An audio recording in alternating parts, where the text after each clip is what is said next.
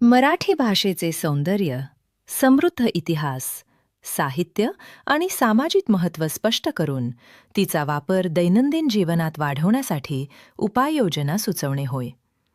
यासाठी प्रस्तावनेत भाषेचा गौरव, मध्यभागी मराठीचे विविध पैलू, साहित्य, समाज सुधारणा, अस्मिता आणि शेवटी मराठी जतन करण्याचे व्यावहारिक मार्ग.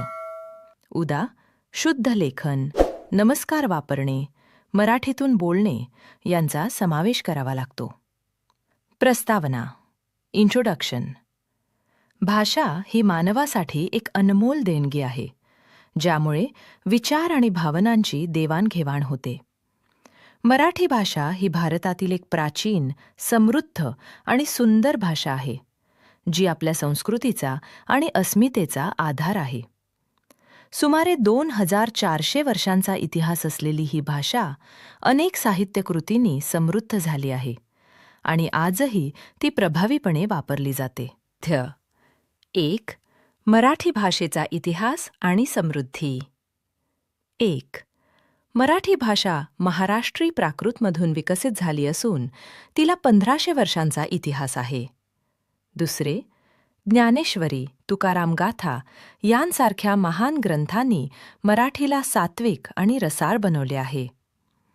3.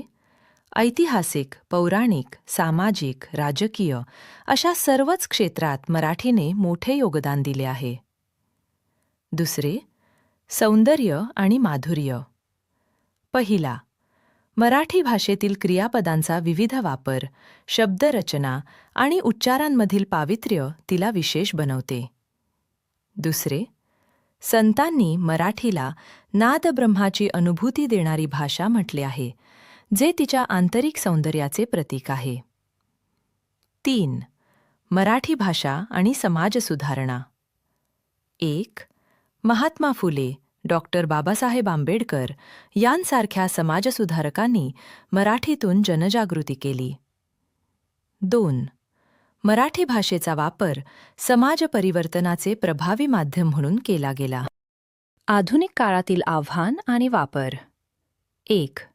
आजच्या स्मार्टफोनच्या युगात इंग्रजीचा प्रभाव वाढला असला तरी मराठीचा वापर सार्वजनिक आणि वैयक्तिक जीवनात वाढवणे महत्त्वाचे आहे.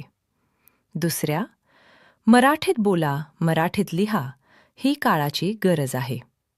निष्कर्ष. मराठी भाषा केवळ एक संवाद साधन नसून ती आपली संस्कृती, वारसा आणि ओळख आहे. आपण स्वाक्षरी मराठीत करणे, हॅलोऐवजी नमस्कार म्हणणे, मुलांना आई बाबा म्हणायला शिकवणे, सणांच्या शुभेच्छा मराठीत देणे यांसारख्या छोट्या कृतीतून आपण मराठी भाषेचा अभिमान जपतो आणि तिचा प्रसार करतो. म्हणून प्रभावी मराठीचा वापर आपल्या आचरणात आणून ही समृद्ध भाषा पुढच्या पिढीपर्यंत पोहोचवणे आपले कर्तव्य आहे.